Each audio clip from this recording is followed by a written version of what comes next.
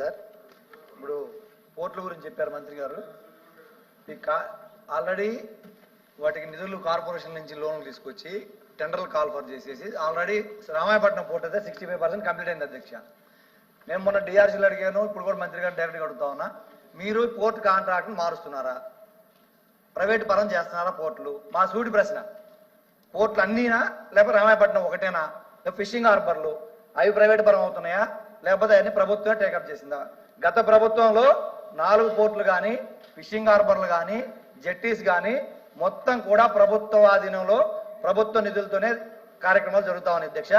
దాదాపు 25,000 కోట్ల రూపాయలతోటి ఇవన్నీ కలిపి మత్స్యకారులకి ఉపాధి కోసం 6 లక్షల మంది కోసం కావచ్చు, ఎక్స్పోర్ట్స్ ఇంపోర్ట్స్ కోసం కావచ్చు, 5 రాష్ట్రాలు మన రాష్ట్రం మీద ఆధారపడి ఉన్నాయి కాబట్టి ఇంపోర్ట్స్ ఎక్స్పోర్ట్స్ మీద దాని ప్రాధాన్యంగా తీసుకొని 25,000 కోట్లతోటి మేము ఈ కార్యక్రమాలు తీసుకోవడం జరిగింది అధ్యక్ష.